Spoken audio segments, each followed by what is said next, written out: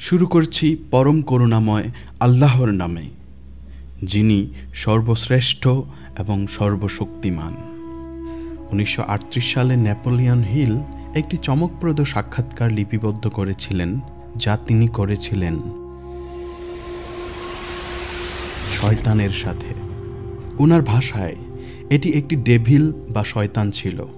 উনি বলেছিলেন, আমি যার সাক্ষাৎকার নিয়েছিলাম সেই শয়তানটি সত্যিই তার দাবি অনুযায়ী বাস্তব হতে পারে, অথবা সে আমার নিজের মন গড়া কল্পনাও হতে পারে।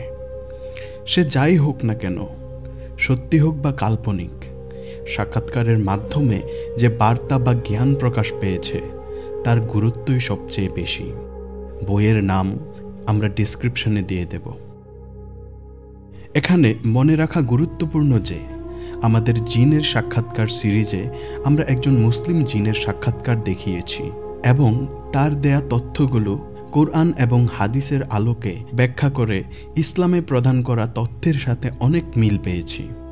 কিন্তু এই সাক্ষাৎকারটিতে শয়তান শুরু থেকেই ঈমান নষ্ট করার চেষ্টা করেছে। চলুন শুরু করা যাক। হিল জিজ্ঞেস করলেন, আপনি কি সাক্ষাৎকারের জন্য প্রস্তুত মিস্টার ডেভিল? শয়তান উত্তর দিল, আমি প্রস্তুত, কিন্তু আমাকে আরো সম্মানের সাথে সম্বোধন করতে হবে।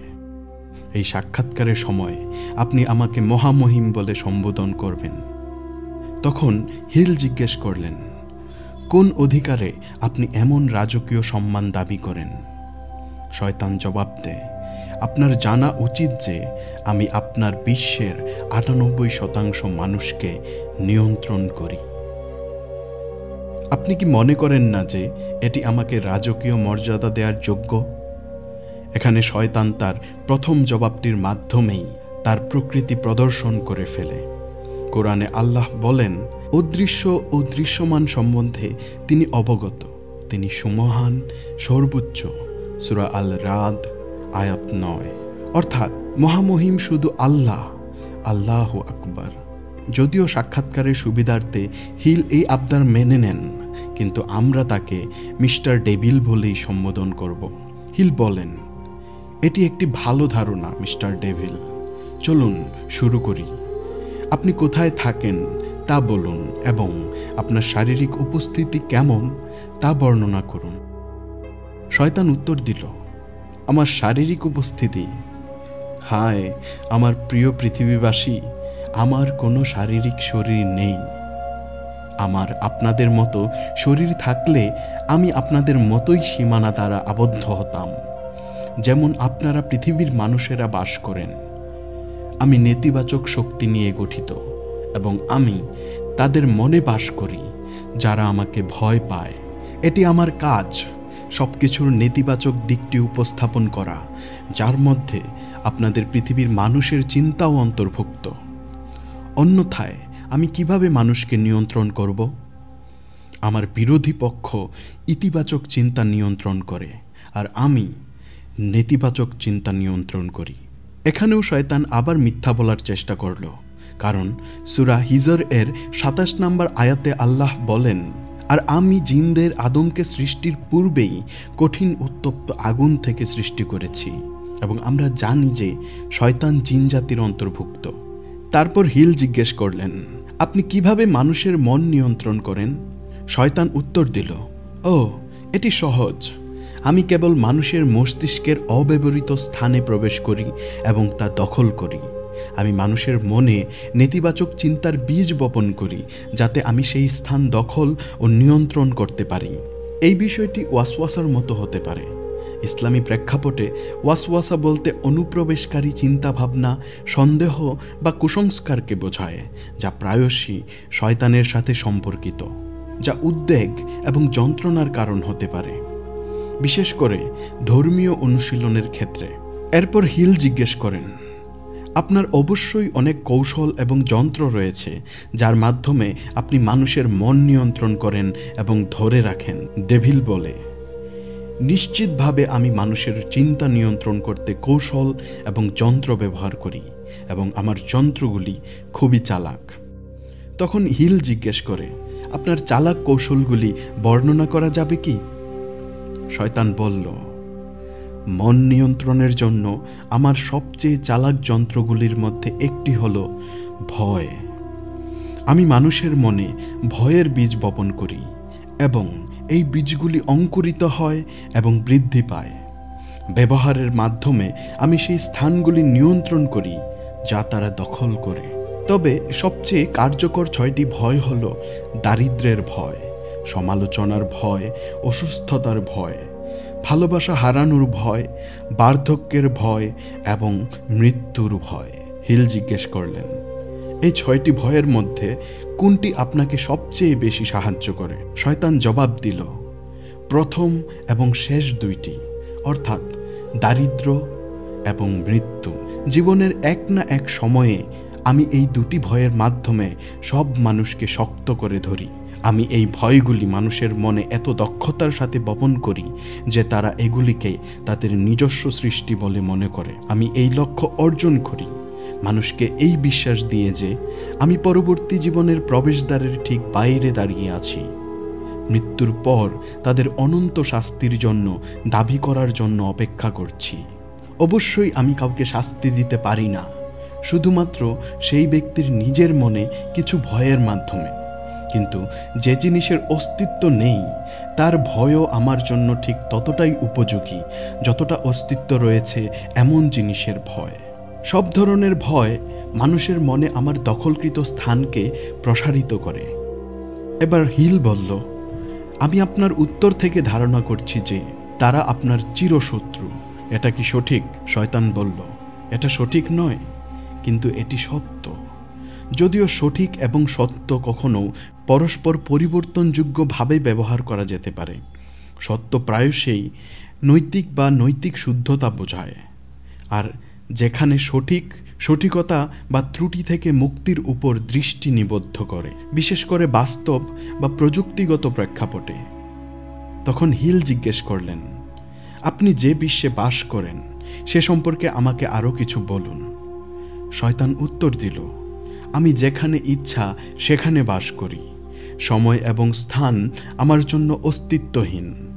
আমি একটি শক্তি যাকে আপনি শক্তি হিসেবে বর্ণনা করতে পারেন।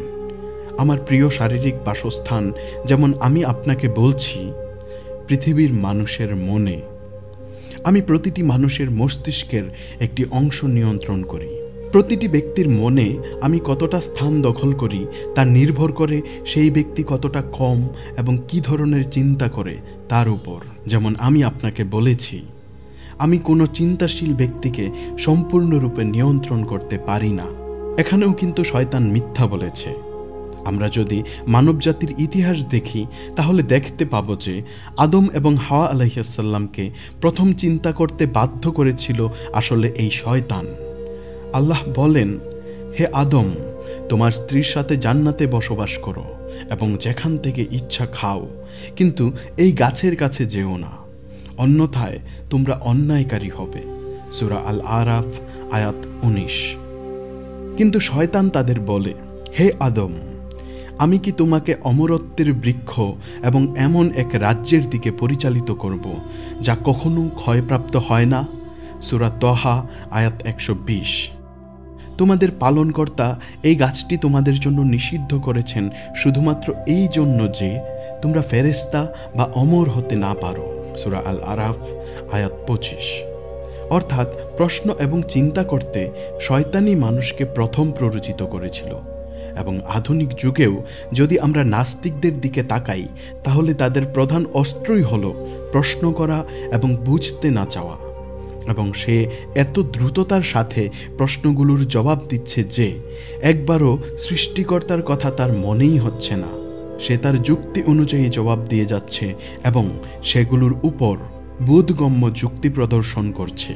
তবে সেই চিন্তা যদি আল্লাহর নিয়ামত নিয়ে হয় তাহলে অবশ্যই শয়তানের ওয়াসওয়াসা থেকে বাঁচা সম্ভব। এরপর হিল প্রশ্ন করলেন, আপনি আপনার বিরোধী পক্ষের কথা বলেছেন, এর দ্বারা আপনি কি বোঝাতে চেয়েছেন? যারা মানুষকে নিজ উদ্যোগে চিন্তা করতে এবং কাজ করতে অনুপ্রাণিত করে তারা সবাই আমার শত্রু। Socrates, Confucius, Voltaire, Emerson, Thomas pain এবং আব্রাহাম লিঙ্কনের মতো মানুষেরা। এবং আপনি আমাকে কেন ভালো করে লক্ষ্য করছেন না? এখানেও শয়তান তার গুমরাহির দিকটি সম্পূর্ণরূপে ধরে রেখেছে। সে ভালো মনীষী এবং দার্শনিকদের নাম নিয়েছে, যারা তাদের যুক্তি এবং দর্শনের জন্য প্রসিদ্ধ, কিন্তু তাদের কেউই প্রকৃতভাবে স্রষ্টার দিকে তার অনুসারীদের অনুধাবিত করেনি। শয়তান আরও বলল, আমি তরুণদের মদ্যপান এবং ধূমপান করতে শিখিয়ে তাদের মনকে কুলুষিত করেছি, কিন্তু তারা নিজেরাই চিন্তা করার প্রবণতার মাধ্যমে আমাকে হতবাক করে দিয়েছে। সিগারেট ধৈর্য শক্তিকে ভেঙে দেয়, তারা সহনশীলতার শক্তি ধ্বংস করে, তারা একাগ্রতার ক্ষমতা নষ্ট করে, তারা কল্পনা শক্তিকে ম্লান করে এবং মানুষের মনকে সবচেয়ে কার্যকরভাবে ব্যবহার করতে বাধা দেয়। মানুষের অভ্যাস জোড়ায় জোড়ায় 3টে বা 4টে করে আসে। যে কোনো অভ্যাস যা কারো ইচ্ছা শক্তিকে দুর্বল করে, তা তার আত্মীয়দের একটি ঝাঁককে আমন্ত্রণ জানায় এবং মনের দখল নেয়। সিগারেটের অভ্যাস শুধু প্রতিরোধ ক্ষমতা কমায় না এবং শুধু ধৈর্যকে নিরুৎসাহিতই করে না, বরং এটি অন্যান্য মানবিক সম্পর্কে শিথিলতা আমন্ত্রণ জানায়। একবার আমি একজন তরুণকে আমার দিনে 2টি প্যাকেট সিগারেট খাওয়ার ক্লাবে যোগ দিতে পারলে আমি সেই ব্যক্তিকে মদ্যপানের অভ্যাস গ্রহণ করতে প্ররোচিত করতে কোনো সমস্যা পাই না, এবং এর সাথে অন্যান্য সব সম্পর্কিত অভ্যাস যা চিন্তা ও কাজের স্বাধীনতা ধ্বংস করে ফেলে। আমরা যদি বিজ্ঞানের দিকে তাকাই, তাহলে দেখতে পাবো যে তামাকের আসক্তিকর প্রকৃতি সম্পর্কে সচেতনতা শুরু থেকেই বিদ্যমান থাকলেও 20 শতাব্দীর শেষের দিকে তামাক ব্যবহারের একটি প্রাথমিক কারণ হিসেবে নিকোটিন আসক্তির বৈজ্ঞানিক ধারণা এবং গ্রহণযোগ্যতা দৃঢ় হয়, যার মূল প্রতিবেদন এবং গবেষণা 1980 এবং 1990-এর দশকে প্রকাশিত হয়। প্রাথমিকভাবে তামাক ধূমপানকে একটি অভ্যাস হিসেবে দেখা হতো, কিন্তু 1971 সালের মধ্যে গবেষকরা বুঝতে শুরু করেন যে অনেক ধূমপায়ী নিকোটিনে আসক্ত। 1988 সালে সার্জন জেনারেলের রিপোর্টের মতে ধূমপানের স্বাস্থ্যগত পরিণতি নিকোটিন আসক্তি, এবং এই সিদ্ধান্তে উপনীত হয় যে সিগারেট এবং অন্যান্য ধরনের তামাক আসক্তিকর।